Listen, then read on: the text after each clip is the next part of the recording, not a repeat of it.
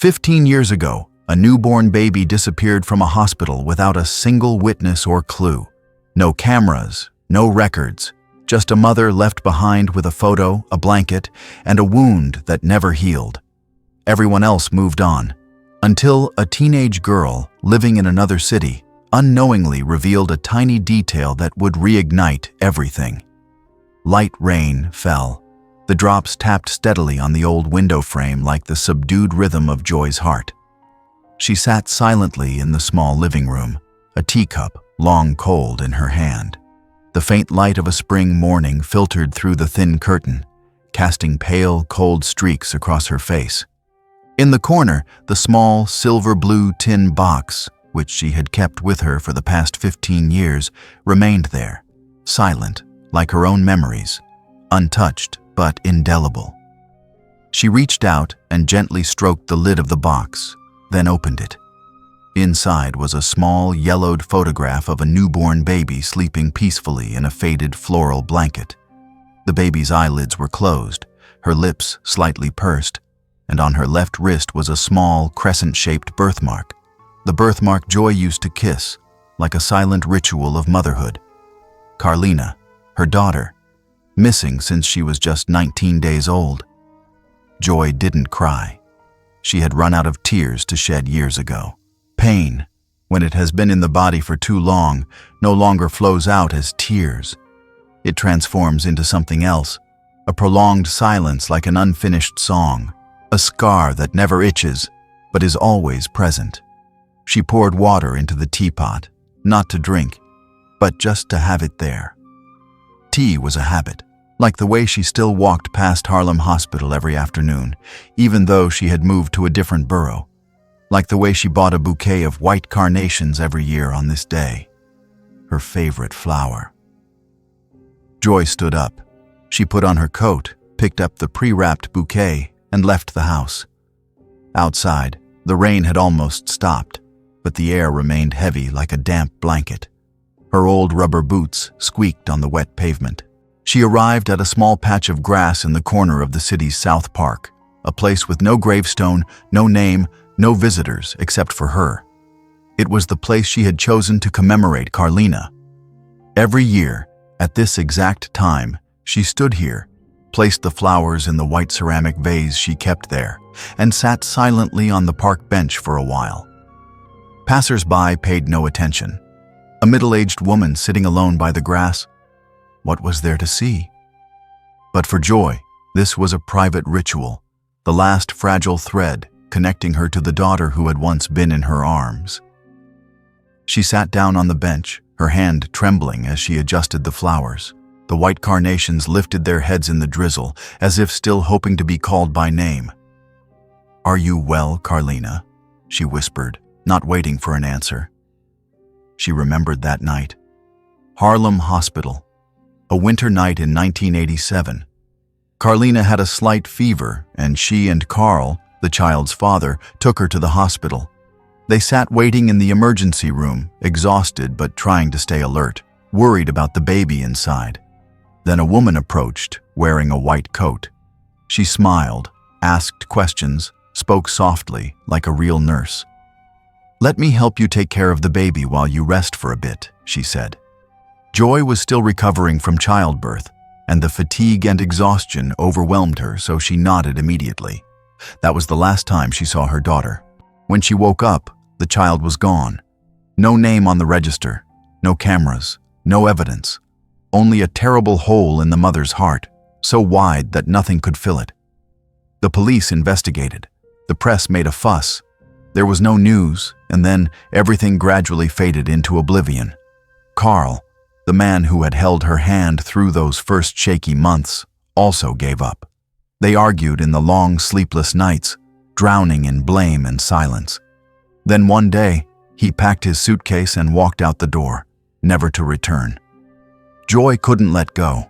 She went to all the children's centers, orphanages, street corners, trains. She printed pictures of her daughter, plastered them everywhere. But there was no response.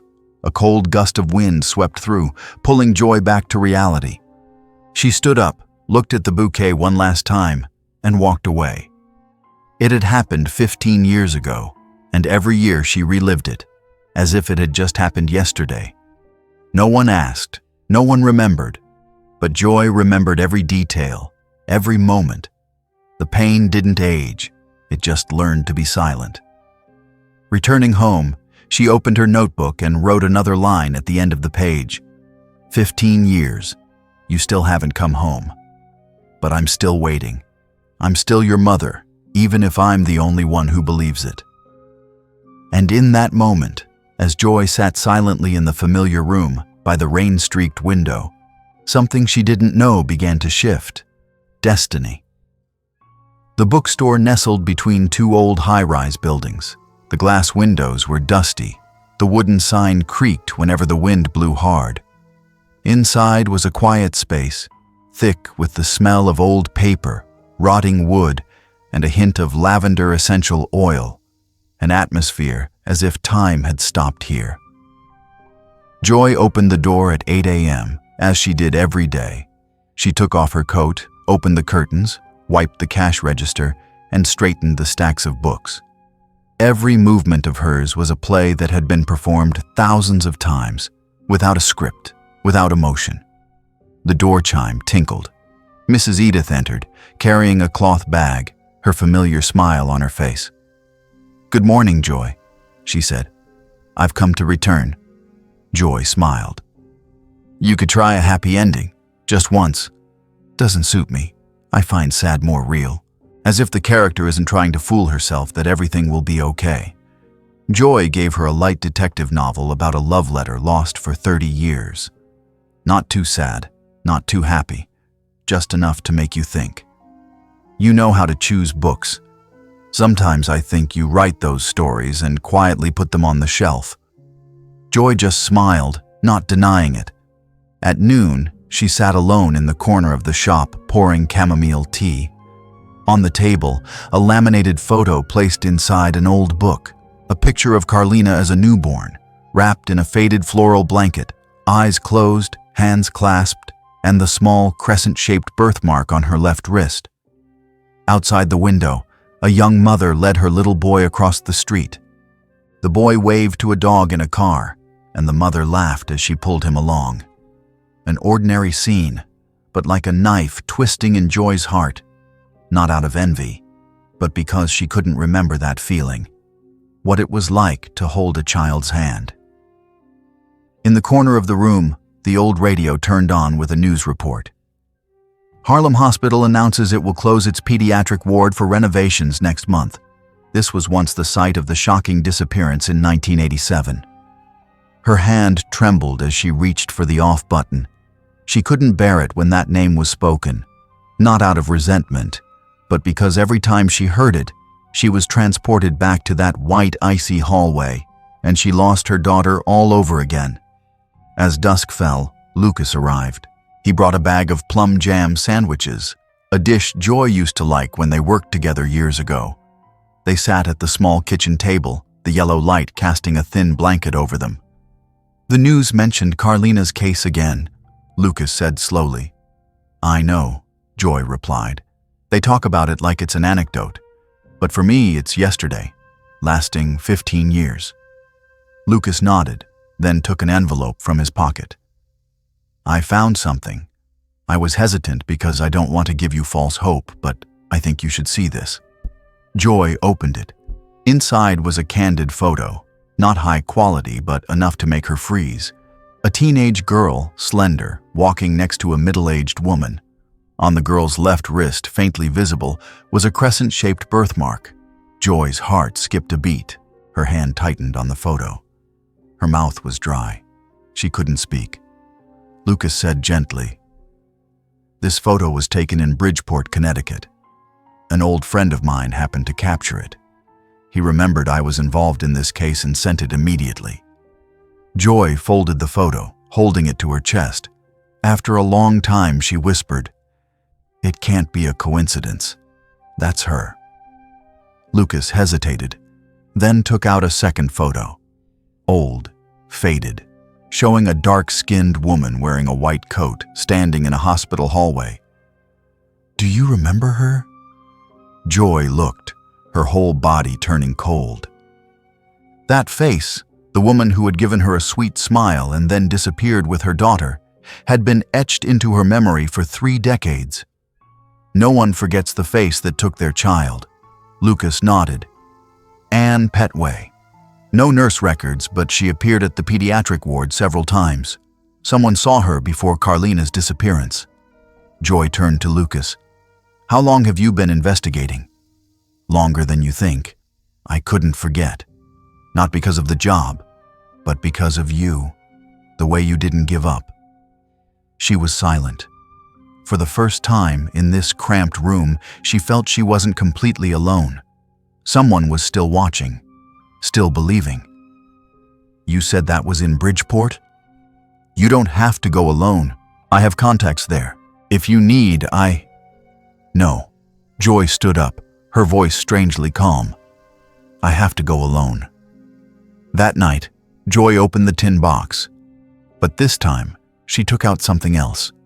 A cream-colored baby blanket, worn, embroidered with the letters CW. She stroked the fabric, slowly placed it next to the photo Lucas had given her. Then she opened her old diary, writing the first line in months. Tomorrow, I'm going to Bridgeport. Not to find the past, but to step out of it. The road to Bridgeport was longer than Joy imagined. Not because of the distance, but because every mile was a step back into the past. Something she had tried to bury but had never stopped being present in the empty nights. She didn't bring much luggage.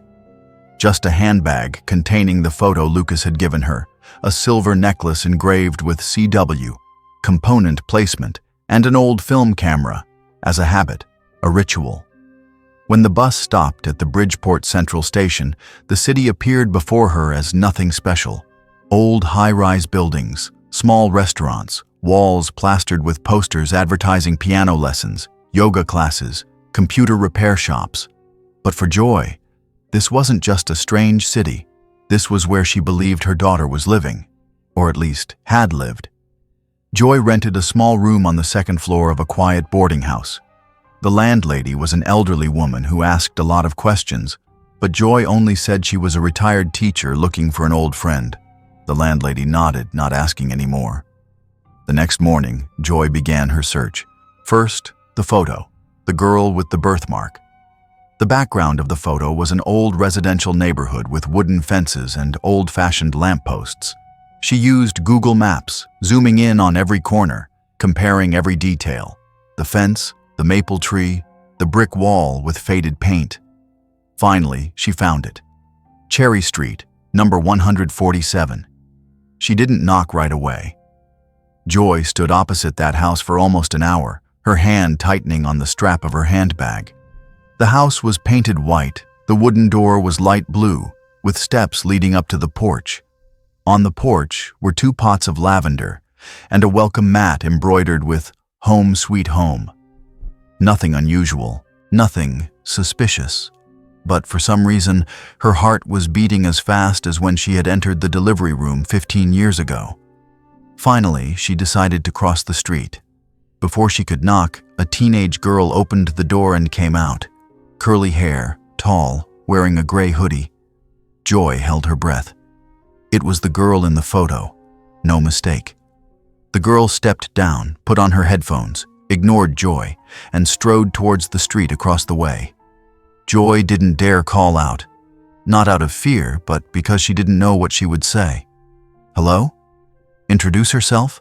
Claim to be her real mother? Right then? She stood motionless, watching the figure gradually disappear behind the intersection, then returned to her boarding house. In the evening, Joy sat at the small wooden table, spreading out the photo, using a pen to mark a few details. The second-floor window always closed, beige curtains, the flower pots changing position. She was building a map of the girl's life. She didn't know her real name, but she started calling her the girl in her mind, because her heart wouldn't allow her to call her by any other name. The next day, Joy returned to Cherry Street, this time from further away. She sat in a small coffee shop on the corner, with enough view to observe without attracting attention. She saw the girl go to school at 7:45 a.m., Return at 4:20 p.m. Sometimes friends came along. Sometimes she came home alone. 3 days passed like that. On the fourth day, Joy decided to act. She went to the city's public library, looked up school records, student lists by district. It took almost 2 hours to find a name that matched the age, area, and appearance. Nadra Nance. Immediately after, Joy went to the high school Nadra attended. A normal public school, not too big.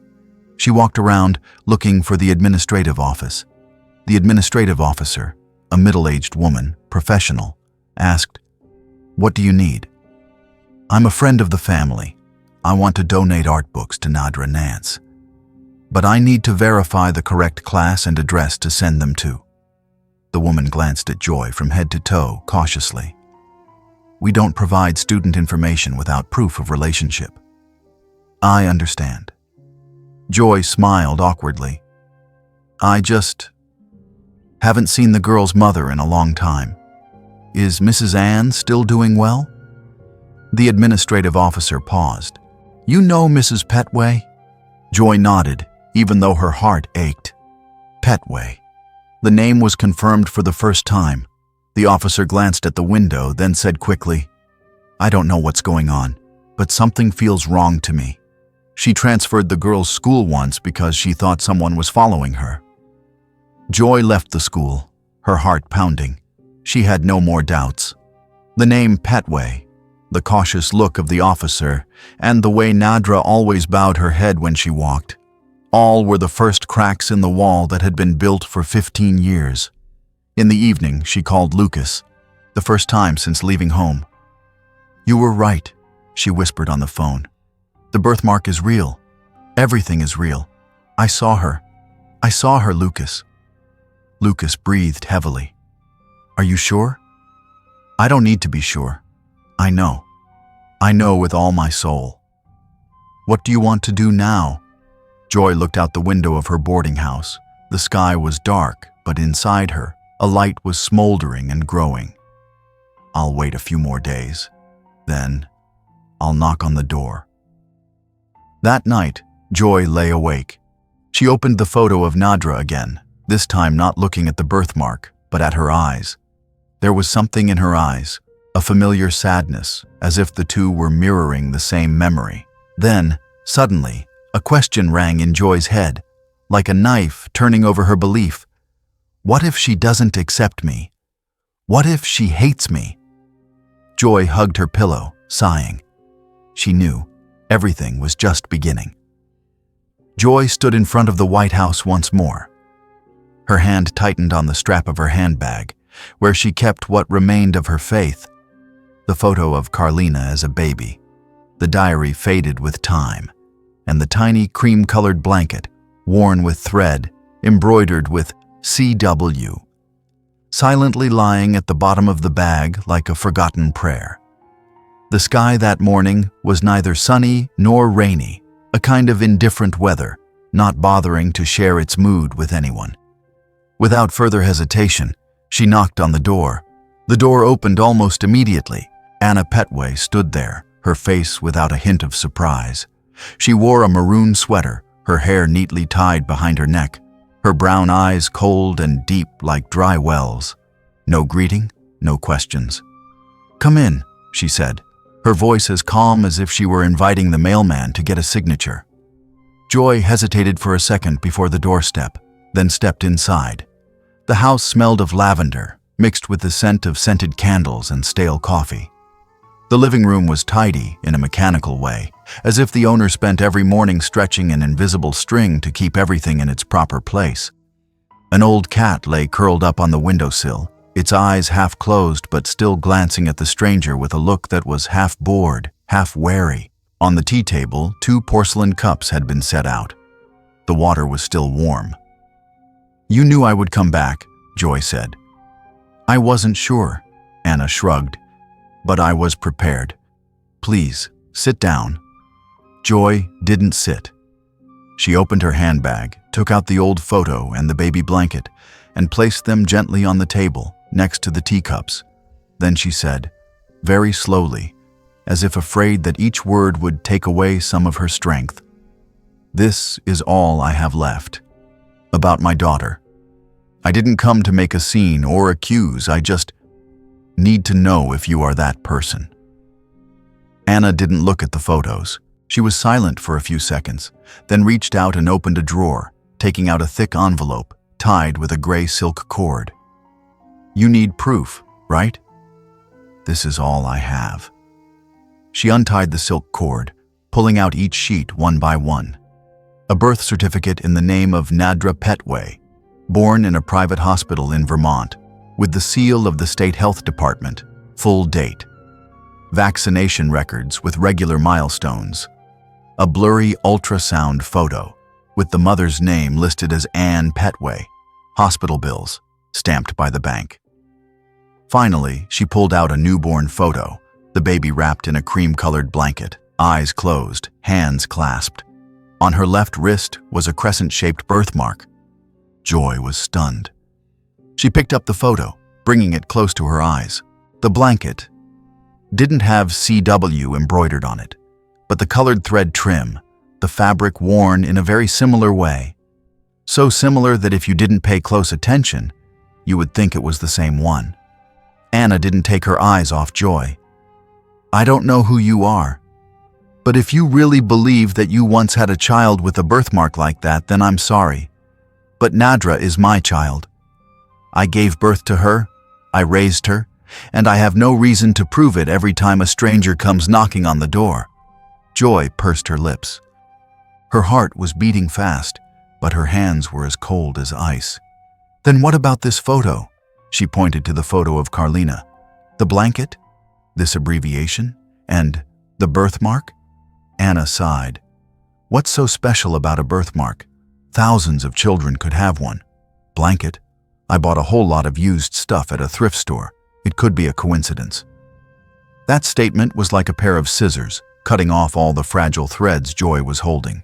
She looked at her CW blanket, something that had followed her for 15 years, through every train ride, every boarding house, every sleepless night, now lying there, between a scented tea table and unbreakable documents.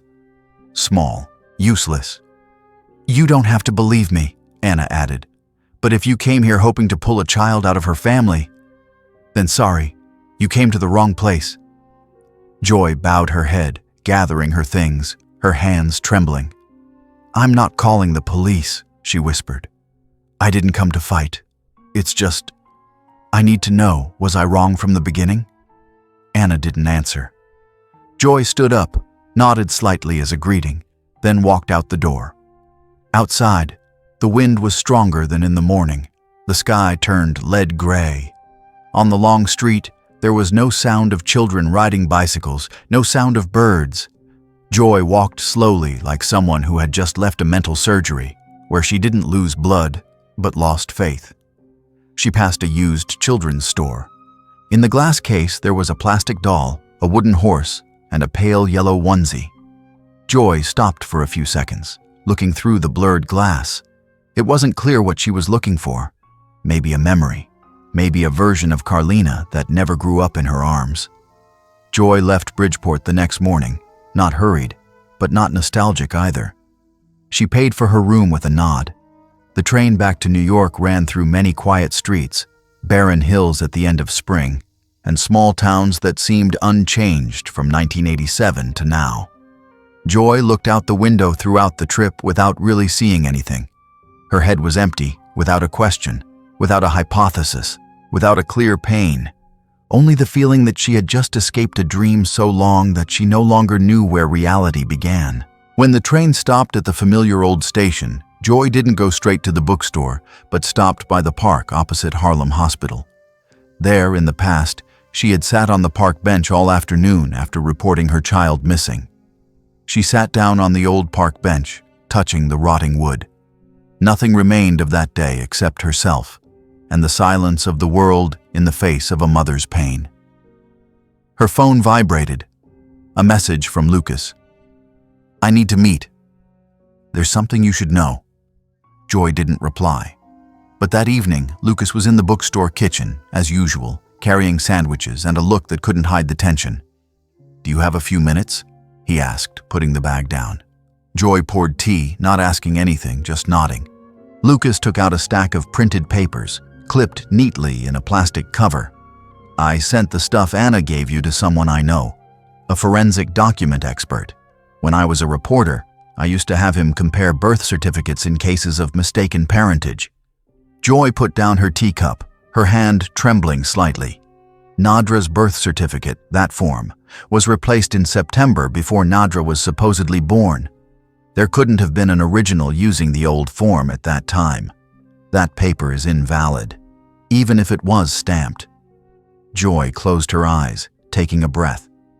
What about the stamp? Lucas shook his head. Printed by machine, not a rubber stamp. Ink analysis shows that this type of ink is only used in office printing, not from the health department. That is, a fake copy, but sophisticated. Joy stood up, walking towards the window, where the curtains were slightly open. The streetlights shone in, making her eyes light up, not out of emotion, but out of bewilderment. What about the newborn photo? She asked without turning around. Lucas hesitated, then took out his phone, zooming in on the photo. I compared Nadra's newborn photo with photos of real newborns from that period. Look at this blanket fabric. The pattern is printed with modern technology, only appearing after 1995. And the baby's photo, if you look closely, the light and shadows don't match the blanket. Joy bit her lip. A tear fell without her being able to wipe it away. Not out of pain, but because for the first time in a long time, she was allowed to believe. That blanket, she whispered, her voice hoarse. It looks like the one I keep, but it's not. She doctored the photos, chose a similar blanket to mislead. Lucas nodded. She prepared a long time ago, and very carefully, but there are still loopholes. Joy turned around, sat down, her eyes staring at the file. So, what's the next step? Lucas hesitated, then said slowly, We still don't have anything to prove that Nadra is Carlina, but now we have something else. A reason to investigate. And I've sent a request to compare the signature on the birth certificate with Anna's signature on the volunteer form at Harlem Hospital. Guess what? Joy didn't say anything. Lucas took out 2 signature samples, printed clearly. One was Ann Petway's signature on the volunteer form at Harlem Hospital on January 15, 1987. The other was Ann Petway's signature on Nadra's birth certificate. The same person. Same handwriting, slant, way of drawing the tail of the letter Y. She was at Harlem, the day of the disappearance, Lucas concluded. Joy held the 2 sheets of paper, like holding 2 pieces of a puzzle piecing together the past. Her lips moved, but no words came out. Something caught in her throat, not exactly hatred nor joy. Just a whisper. What do we do now? She asked, her eyes not leaving the signatures. Lucas sat down next to her, his voice slow. We confront her. But not with anger, but with the truth. Let Nadra know herself, and let her choose. Joy nodded. Her hands still held the 2 sheets of paper as one holds a photo just found again. That night, after Lucas left, Joy quietly cleaned the table, wiping away the tea stains around the cup. Every movement of hers was slow, careful, as if afraid of dropping anything, even the newly budding belief. She went to the back of the shop, opened the old wooden cabinet where she kept things that were rarely touched. In the corner was the silver-blue tin box, the one she wanted to throw away after meeting Anna. But instead of opening it right away, she placed it on the table, then sat facing it, staring as if seeing someone from the past. After a long time, Joy opened the lid of the box. The CW blanket was still there, slightly wrinkled, but not completely faded. She gently spread it out, stroking each fold, each worn stitch. At that moment, in her heart was not certainty, nor doubt, but the softening of a wound that had seemed to freeze, now beginning to flow warm again. She suddenly remembered a small detail in the doctored photo Anna had given her. The light on the baby's forehead was reversed compared to the direction of the blanket's shadow.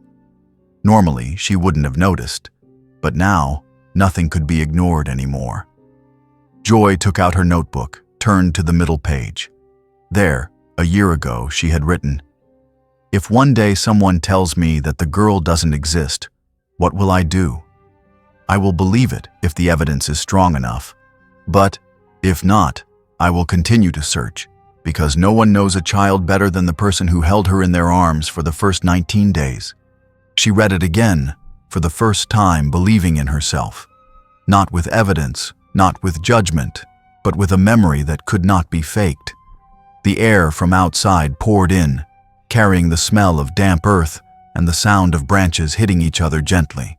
And somewhere, in her heart, that fragile seed was still sprouting.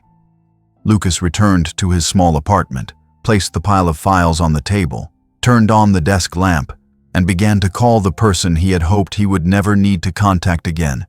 Clarence Brower, an old archivist at Harlem Hospital, who had spent almost his entire life among yellowed papers and forgotten records. Clarence had been a man so meticulous that the entire administrative office hated him for never overlooking a mistake in date, signature, or stamp. But Lucas knew, if anyone still remembered a photo, a manual record from 1987, it would be Clarence. After a long call, Clarence agreed to meet. "I haven't had anyone visit in years," he said. "If you bring hot coffee and peanut butter sandwiches, I'll show you the world." Lucas arrived early the next morning, when the sun hadn't yet climbed over the old buildings.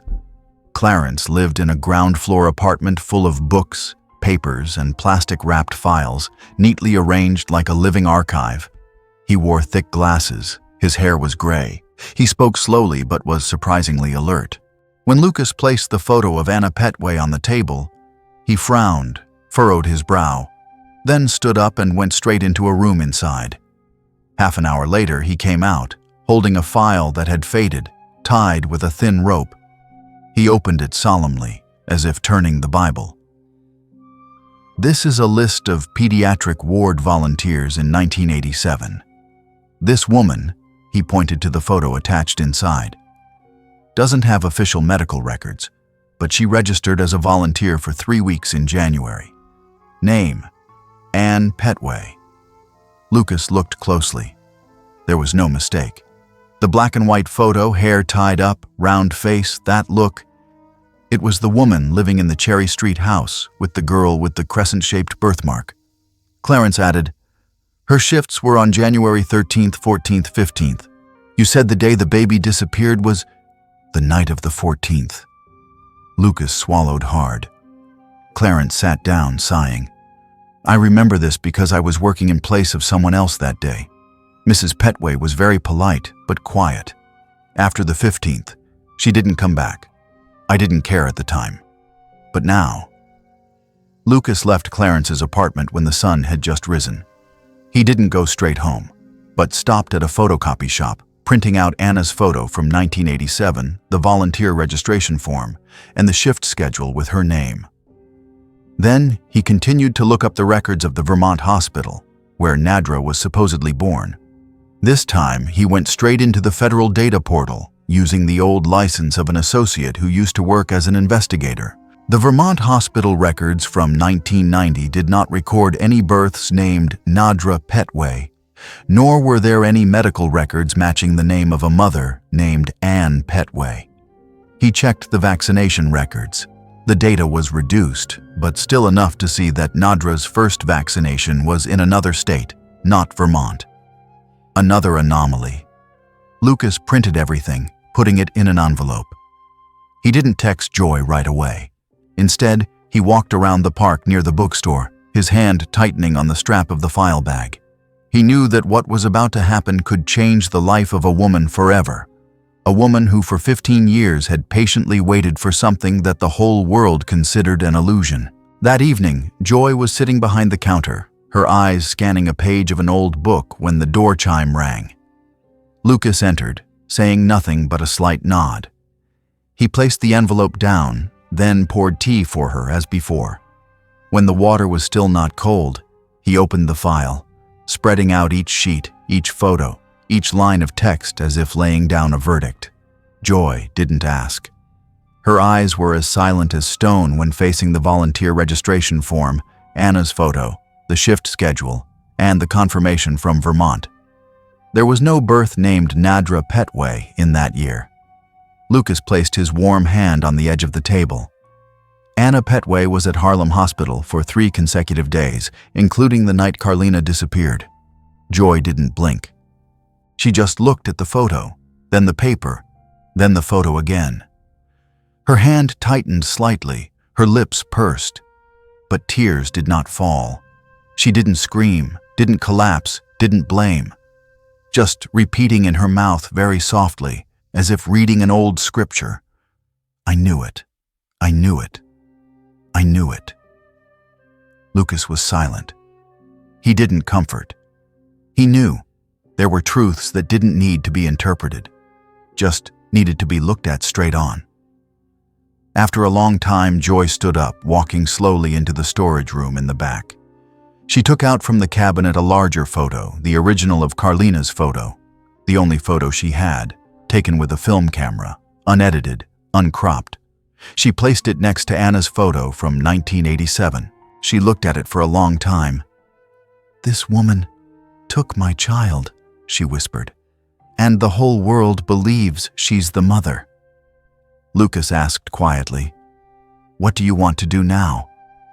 Joy didn't answer right away.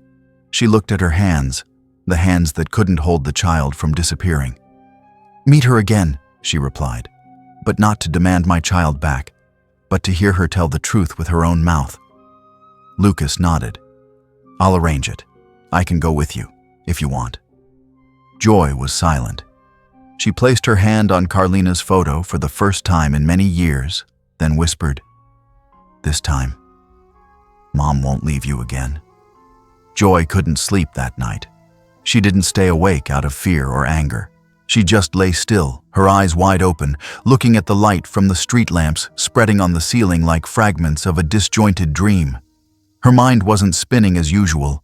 On the contrary, it was strangely silent, as if, after 15 years, every question, every hypothesis, every painful vortex had found an imperfect but real ending. The next morning, Lucas picked her up at the intersection near the bookstore. No one spoke on the way to Bridgeport. The house at 147 Cherry Street was still the same, gentle, tidy, no different from hundreds of other houses in this quiet neighborhood. But for Joy, it always had the appearance of a closed box, hiding something inside that no one had the right to see, until its owner was forced to open it. Anna opened the door after the second knock. This time, she wasn't cold, didn't offer tea. She looked at Joy and Lucas standing behind, with a different look. No longer defensiveness, but a kind of weariness that seeped from the bones. "You've come," Anna said, stepping back, giving way inside. Joy didn't say anything, just stepped into the living room. She realized the lavender pots on the table had withered, the teacups hadn't been washed, and the curtains were pulled askew, a house that could no longer keep its neat facade. Anna sat down in the chair opposite. She didn't ask the reason, no beating around the bush. "I guess you know everything," she said. Sigh. Lucas placed the file on the table. The photo from 1987, the volunteer registration form, the shift schedule, the doctored newborn blanket photo, and the confirmation that there were no birth records in Vermont. Anna looked at everything, not denying it, not justifying it. After a long time, she finally spoke. "I used to be pregnant in 1986, but I lost the baby in the 29th week. Miscarriage. I didn't tell anyone at the time, not even my husband. I left for a few weeks, said I was going back home. When I returned, I said I had given birth early, but the baby was in special care, couldn't be brought home yet." Joy didn't take her eyes off her. Her hand on her lap tightened until it was white-knuckled. "I came to Harlem Hospital as a way to heal," Anna continued, her voice drifting, not hurried. "I didn't have any plans.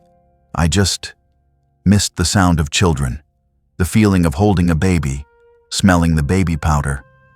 I didn't mean to do anything until I saw you, sitting alone, eyes sunken, hands constantly trembling. Joy was still silent. Lucas shifted slightly but didn't interrupt. Then I saw the baby, Anna continued, her eyes looking down. You left the room for a few minutes to ask something. No one noticed me. I just thought I'd hold her for a little bit. Just a little bit. Silence stretched out. Then she said, "But when I held her..." She didn't cry. She pressed her face against my chest like she was used to it. And at that moment, I couldn't put her down anymore. Joy closed her eyes, covering her mouth with one hand. Not out of shock, not out of anger, but because every word Anna said was like something she had imagined. Every fear that had flashed through her mind during 15 long years. I took the night train to Connecticut, Anna said. I changed my name, faked the papers. It was very difficult at first, but I had savings. I knew how to legitimize everything, and I raised her. I rocked her to sleep, taught her to talk, took her to get vaccinated, took her to school, and lied to her whole life, Joy interrupted, speaking for the first time. Her voice wasn't sharp, just quiet. You looked at her every day and still slept soundly? Anna laughed hoarsely. I didn't sleep soundly. Never. Joy looked at her for a long time. Why didn't you admit it the other day, when I came? Anna lowered her voice. Because at that moment, I wasn't ready for her to hate me. That sentence unexpectedly made Joy soften, not out of pity, but out of understanding. Some mistakes, when exposed, have no winners. Lucas intervened for the first time. What are you planning to do next? Anna was silent for a moment, then sighed. I'm going to leave. I've prepared everything. The house is in Nadra's name. I'll leave everything behind. You don't need to take me to court. I only ask one thing. Joy looked up. Please, don't force her to choose right away. Don't make her hate the person who gave her her first name. She has the right to be angry, the right to reject me, but please don't force it. It's not her fault. Then she slowly stood up. Lucas did the same. When they reached the door, Joy turned around. For the first time, her eyes weren't full of tears, but something beyond that, regret, and heavy like grace. There's one thing I've never said before, she said slowly. I used to hope if the person who took my child was a bad person, I could hate her. But you're not. You're someone to blame for loving in the wrong way. Anna didn't answer, just tilted her head as if accepting that judgment. Joy stepped out of the house, and for the first time, the air in Bridgeport was no longer as heavy as before. Although inside her chest, her heart still ached, but it was a pain that was receding. Like a river that had overflowed its banks all rainy season, now beginning to recede to reveal the fertile soil underneath. A new beginning, not for her, but for Carlina, who still knew nothing about her true identity. Nadra arrived home on a gloomy afternoon, the wind swirling under the porch. The welcome mat bent at the corner, and the key in her pocket suddenly felt strange. The house was still the same, but something wasn't right anymore. There was no music playing, no smell of scented wax, no sound of the cat's paws tapping evenly on the wooden floor. She stepped inside, stunned by the uncomfortable absence of all the usual sounds. Anna was gone. No note, no text, no email, no anger, no farewell. Just an envelope placed on the table, clipped under a wilted flower pot. On the outside, written by hand in Nadra's all too familiar handwriting, to my daughter, in the way I thought was right. Inside the envelope was the only letter. My darling, when you read these lines, your mother, or the person you thought was your mother, has probably left this place. Not to run away, just because I no longer have a role to stay. I know the truth has come, and there's no way to hide it anymore. But I also don't want to deny the love I once had for you. It was real. even if it was built on mistakes. This house, everything in it, is yours. The papers have been transferred. If you want to sell it, sell it. If you want to tear it down, tear it down. If you want to keep it, even just one photo frame, I'll be grateful. I'm not asking for forgiveness, but I hope you're free and return to exactly where you deserve to belong. Anna. Nadra didn't cry. She just put the letter down, quietly walked around the room where everything suddenly seemed to be arranged by someone unfamiliar. She opened the wardrobe, flipped through the jewelry box, checked the photo box. Everything was still there, but the hands that had arranged them every day had disappeared. She sat on the floor, leaning against the bed. In her head, there wasn't a clear conclusion, just a quiet emptiness without shape. Like when someone takes a poster off the wall, the old paint appears. No one remembers what color it used to be. The next day, Nadra woke up early, made coffee herself, and found herself dropping the cup because her hand was shaking. She wasn't hungry, wasn't sleepy, and didn't feel like she was dreaming. She called the school, asking for a few days off because of family matters. The person in the administrative office only asked briefly, "Are you okay?" Nadra replied, "I'm not sure anymore." That afternoon, a handwritten letter was slipped under the door. No sender's address, no name. Just 3 small words on the back, a story. She opened it. The handwriting was thin, written in black ink, not neat, not elaborate, just as if telling something that had been said too many times. "I used to have a daughter. She didn't know me much. In fact, not at all. She disappeared before she could talk, before she could call mom, before she could be afraid of car horns or the smell of hospitals. But I knew her. I knew her hands were cold at night, knew her gurgling sounds when she slept, knew she liked blankets with blue thread more than pink. I'm not writing this letter to get her back. I don't have that right. I'm just writing to tell. There's someone who loved you so much that she refused even hope, just to keep the memory." A mother. Nadra folded the letter, her heart suddenly feeling empty. She didn't know whether to be angry or sad. The letter didn't mention identity, didn't say real mother, didn't demand anything. But that silence made her head spin even more. One night, Nadra dreamed that she was a child. She was lying on the bed, her hand gripping the edge of the blanket. There was someone beside her, not clear face, but the voice was as warm as a cup of tea. The person didn't say much, just gently placed their hand on her forehead, then whispered, "Mom is still here." She woke up, tears welling up in the corners of her eyes. Her hand unconsciously reached for a piece of mail Joy had sent last week, reading it again 3 times. After nearly 3 weeks, Nadra left the house.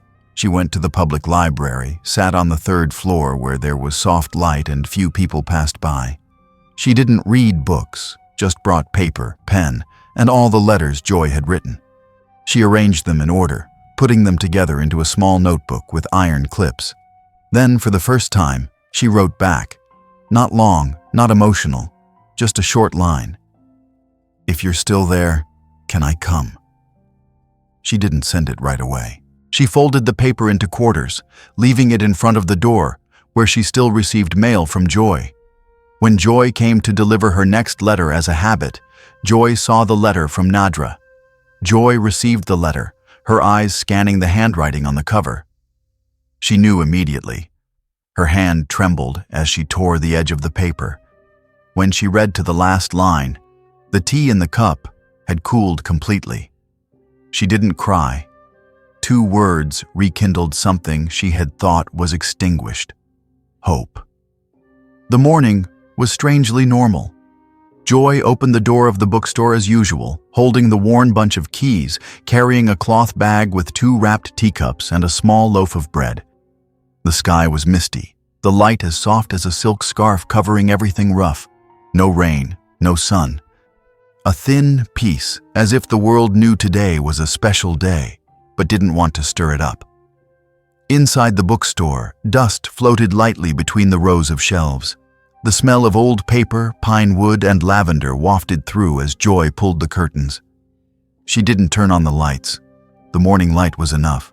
Everything was in its place: the wooden table by the window, the old, worn debt book, and the small, laminated photo placed on the shelf, where a newborn baby was sleeping, hands clasped, lips pursed as if keeping a secret.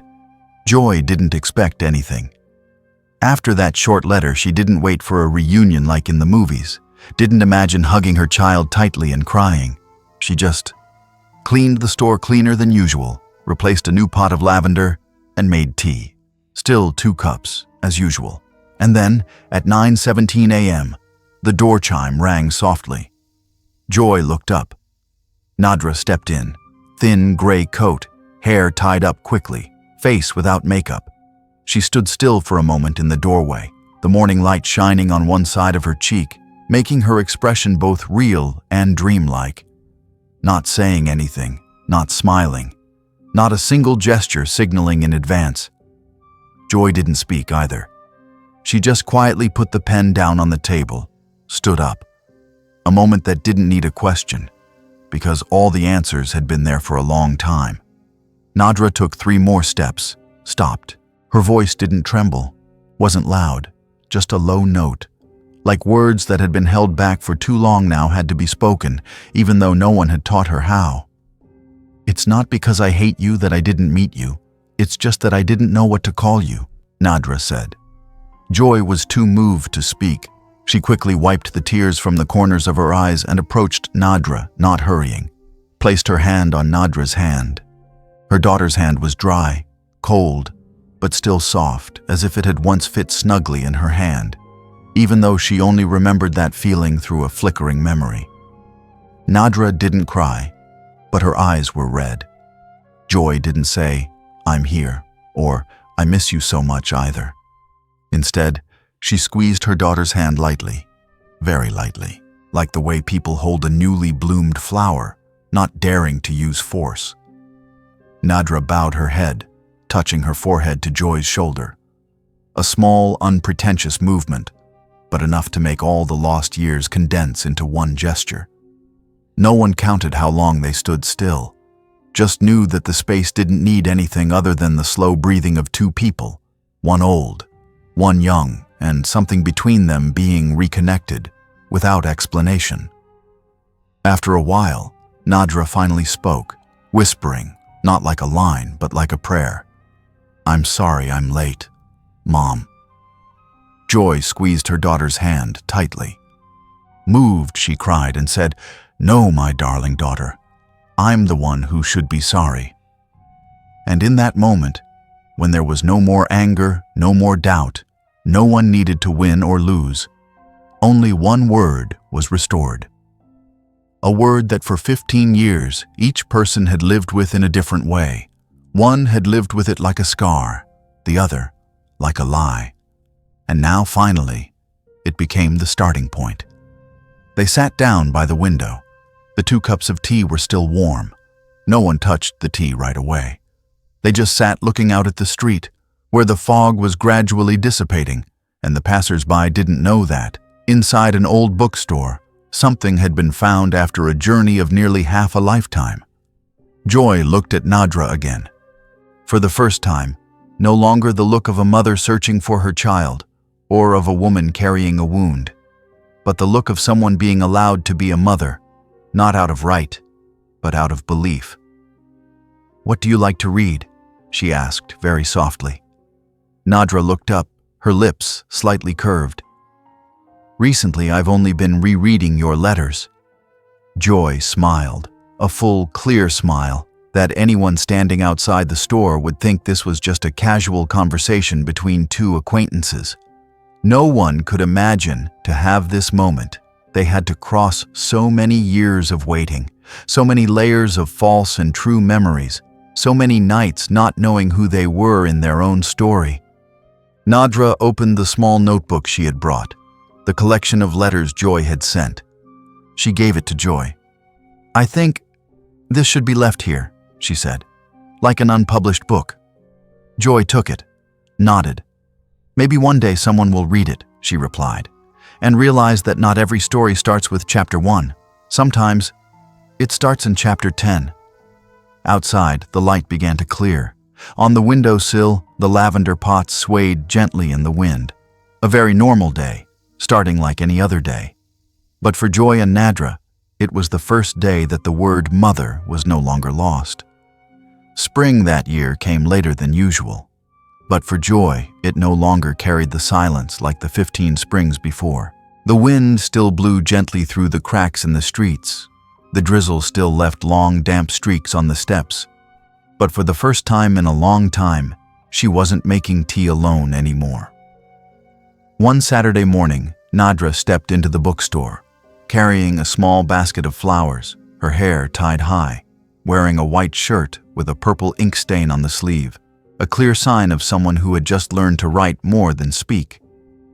"I think I want to try working here," Nadra said, without beating around the bush. Joy was wiping the bookshelf near the window, turned around and smiled. "That is, you want to work as an unpaid assistant?" "Number, as a colleague." Nadra raised her eyebrows, placing the basket of flowers on the table. "You can start paying with lunch." Joy laughed, the laughter echoing lightly in the cramped but cozy space. All that morning they worked side by side, not saying much, but always in sync. When Joy sorted the novels, Nadra checked the ISBN codes. When Joy labeled the prices, Nadra folded the wrapping paper. They seemed to have been doing this for a long time, as if the memory had never been interrupted. At noon, they sat at the small table by the window, the old place, but now with an extra chair Joy had bought last week. "I think I want to write about this," Nadra said, biting a piece of jam bread. "Not to retell it exactly, but to write about a girl who used to live in a dream, then woke up in real life and had to learn to love again." Joy nodded. "You write it. That story should be told, not because of me, but because there are hundreds of people out there who have lost someone and still don't know they can find them again." Nadra looked at her mother for a long time, then took out a laminated photo from her pocket, placing it lightly on the table. It was the photo of baby Carlina lying in the faded floral blanket, the only one left after all the years. "Do you think I'm really this baby?" she asked, half joking, half serious. Joy didn't answer right away.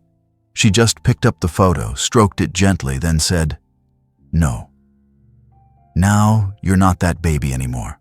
You're Nadra, the woman who has enough courage to come back and ask a question that the world thought didn't need answering anymore."